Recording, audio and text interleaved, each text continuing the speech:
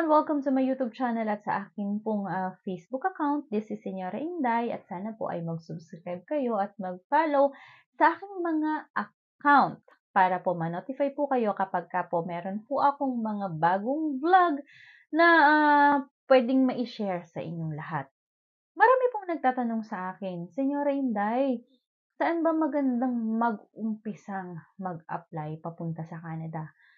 Pwede bang nandito ako sa Pilipinas lang? Bakit kailangan pa ninyong pumunta sa Hong Kong para doon kayo magpasa ng inyong application?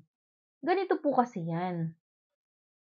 Ako po ay nag-start na mag-apply papunta dito nga po sa Canada, sa Hong Kong, dahil nga po ang aking po naging karanasan sa Taiwan ay hindi po pwedeng gamitin.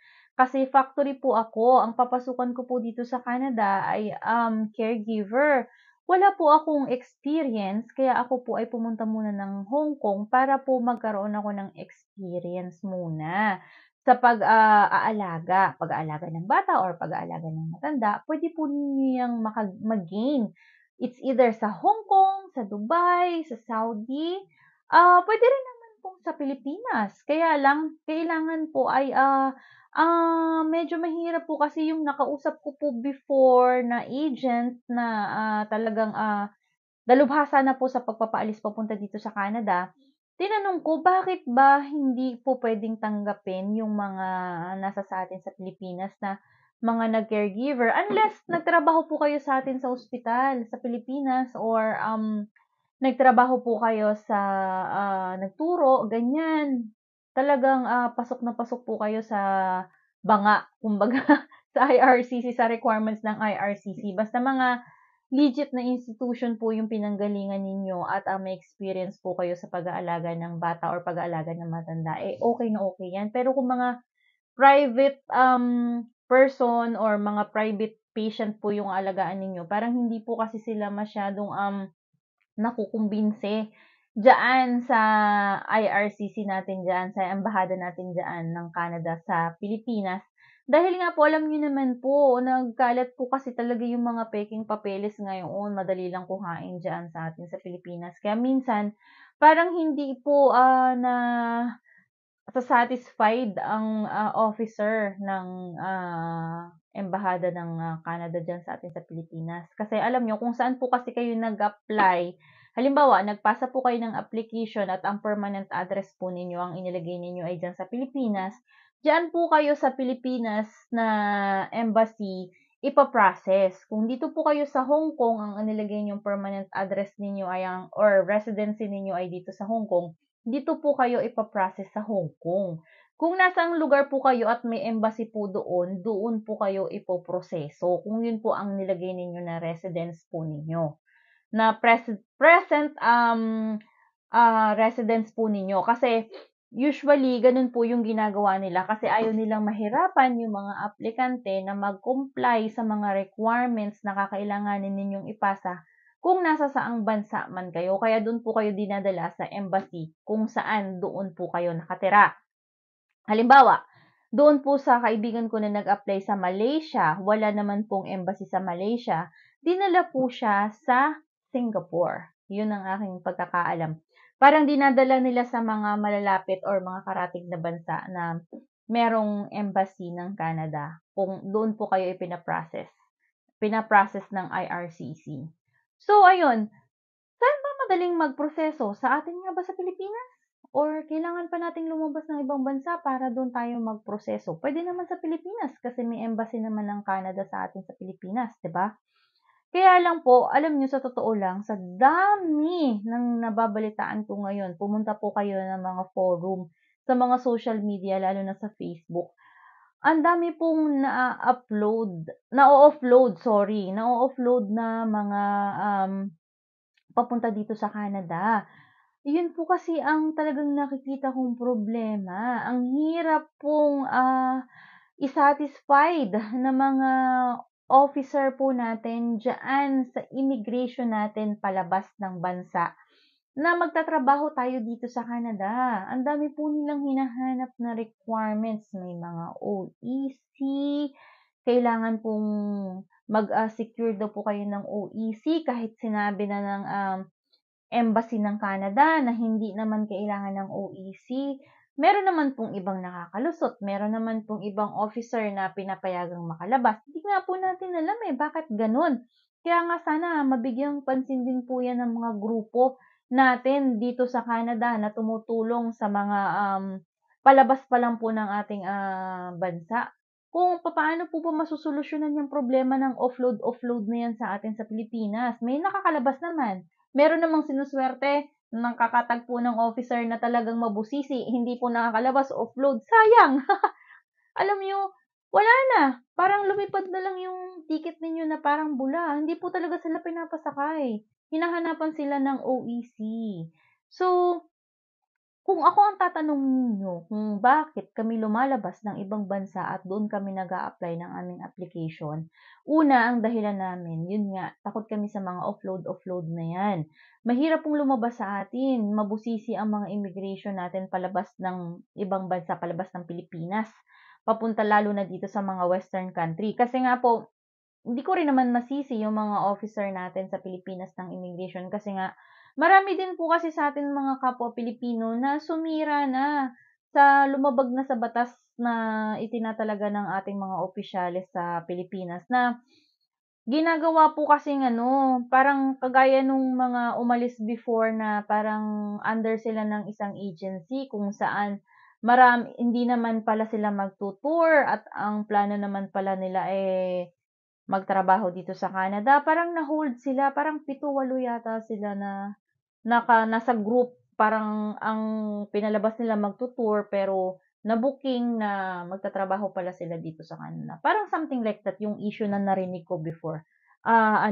Correct me if I'm wrong. Parang ganun po yung narinig ko before. Kaya medyo mahigpit na sa atin ang immigration diyan sa Pilipinas na magpalabas ng mga worker papunta dito sa Canada. Sinisigurado nila na talagang may OEC ka na manggagaling sa POEA. So, ayun po. Isang reason yun. Kasi kung bakit ang pinipili namin ay lumabas ng ibang bansa. Hong Kong, Taiwan, Dubai, Singapore. Hindi po kami dyan lumalabas sa Pilipinas. Kasi nga po may mga offload na yan. Pangalawa, ang kung saan po kasi kami nag-gain ng experience, kagaya ko sa Hong Kong na ako nag-gain ng experience, hindi na po kami bumabalik ng Pilipinas. Dito na po kami talaga nagpapasa sa Hong Kong. At the same time, nakakapagproseso kami, at the same time may trabaho pa po kami na naka-standby. Puwede naman po, halimbawa, yung iba naman kasi ginagawa nila, nakapagpasa na sila ng application dito sa Hong Kong, umuuwi muna sa Pilipinas ta's bumabalik ulit ng Hong Kong. Para po 'yun sa mga may mga pamasahe at mahaba ang PC sa kanilang pag-apply. Pero I suggest na kagaya po ng nangyari sa akin, okay, based on my own experience na naman po uli. Sabagay wala naman po akong ibang puwedeng i-share sa inyo talaga. Kasi kagaya po ng sinabi ko, hindi ako agent, hindi ako consultant, hindi ako agency. Tanging mga karanasan ko lang po ang aking share dito at kaya po ako nag-a-upload ng mga vlog na ito ay para maging guide po doon sa mga nangangarag na mag-umpisa at nangangarap na makapunta dito sa Canada. Baka po pupuwede ninyong maging guide ito. Kaya kahit papaano at least parang gusto ko maging advocacy na maka-help ako dun sa mga kapwa ko na bagong nag-uumpisang, nangarap papunta dito sa Canada. Ayun, tama ba yung explanation ko? Basta yun na yun. So, kagaya ko po, submit po ako ng application ko, nasa Hong Kong ako. Na-refuse po ako. Sakit. Pero hindi ko po alam na na-refuse ako. Mabait po yung employer ko. Alam mo yun, hindi pa dumadating yung aking, judgment, yung result ng aking application. Nagpaalam na ako kay amo ko. Sabi ko, "Ma'am," sabi ko, "you need to find another worker." Sabi ko, "Another helper." Kasi sabi ko, "I know that you're busy," sabi ko, "but, sad to say," sabi ko, "with my, ano ba yun, mabigat na kalooban ay kailangan ko pong mag-apply papuntang ibang bansa." Sabi niya, "Saang bansa naman?" Sabi ko, "Canada." Mabait naman siya actually. Iiwanan mo na ako, ganyan. Puwede ba 'wag ka ng pumalis?" Sabi ko, "Kasi alam mo naman dito sa Hong Kong ma'am," sabi ko, hindi naman kami puwedeng maging residente dito, at least doon 'pag pumunta kami ng Canada, ay mayroon kaming pag-asa na maging residente. Anyway, ang dami kong explanation sa kanya. Hindi pa dumating si result ko, nagpaalam na ako. Pagdating ni result ko, refuse naman. Eh, nakahanap na siya ng bagong helper na papalit sa akin. So, kinailangan kong umuwi ng Pilipinas at sa Pilipinas ko po gawain na mag-resubmit. Oh, 'di ba? So, ni-resubmit ko po sa Pilipinas, pero alam niyo po yung ginawa ko. Bago ako umuwi ng Pilipinas, since nga may nahanap na si amo ko na kapalit ko, hindi na ako puwedeng makapakiusap sa kanya na, "I-ano mo na lang ako, i-stay mo na lang ako."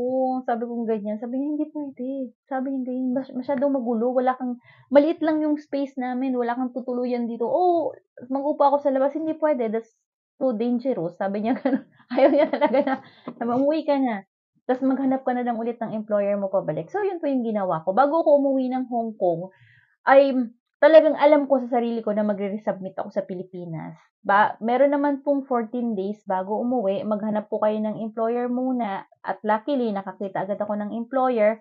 Hintay lang ako sa Pilipinas ng 2 months, nakabalik ako ng Hong Kong. Pero tingnan niyo ha, tingnan niyo talaga yung mga nangyari sa'kin.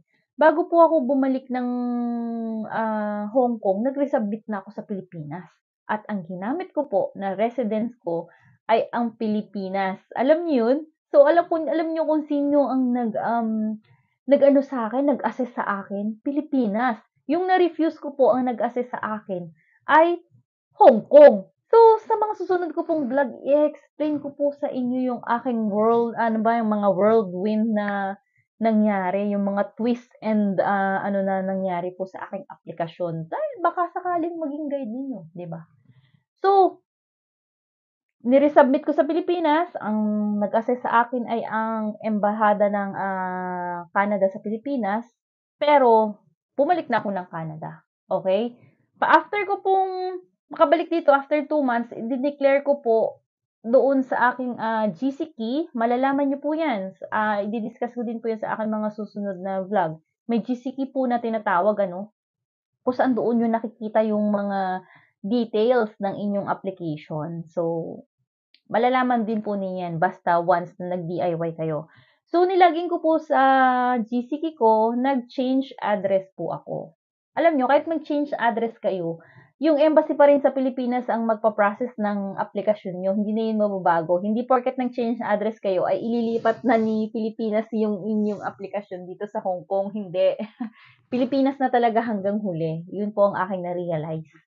So, nag-change address naman po ako after 2 months, and then yun nga, na approve po ako after 6 months. And ang Pilipinas po, ang embassy po ng Canada sa Pilipinas ang nagbigay sa akin ng approval. See?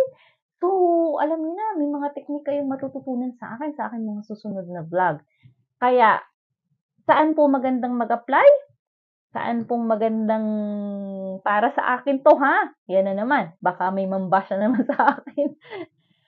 Yun pong para sa akin, kung ako sa inyo, lumabas kayo na muna ng ibang bansa, kumuha kayo ng experience, or kung may mga institution naman kayo na talagang kilala na pinagtrabahuhan sa Pilipinas, pwede namang hindi na kayo lumabas. Diyaan na kayo. Ang poproblemahin niyo na laang, yung immigration na papalabas sa inyo once na ma-approve na kayo. Alam niyo, kahit approve kayo, hindi kayo pinapasakay ng eroplano ng mga officer diyan sa'tin sa Pilipinas. Ewan ko ba anong issue nila. Yun nga, nabanggit ko na 'di ba, nitong mga una-una kung bakit, yun ang naisip ko lang. Yun naman ho ay base lang sa aking opinyon, ha. Hindi ko naman po judge lahat, hindi naman po pare-parehas yung mga officer natin diyan sa Pilipinas. Kaya po, ang sinasabi ko sa inyo, kung ako po ang papipiliin ninyo, mas gusto ko po na sa outside the Philippines po akong mag-start ng aking application papunta dito sa Canada. Hindi po mahirap lumabas. Actually, nung lumabas ako sa Hong Kong, wala po akong kahirap-hirap. Binigay ko lang passport ko, tiningnan lang yung ticket ko, labas. Wala nang tanong-tanong, walang hassle. Yun lang naman ang talagang issue, yung pag-offload talaga. And yung sa mga pagpoproseso po, medyo,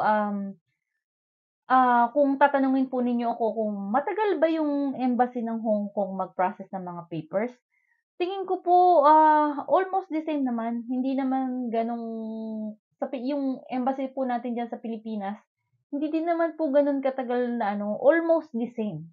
Hindi gano'n katagal proseso din sa atin sa Pilipinas kasi medyo mabilis yung naging, proseso ng aking resubmission.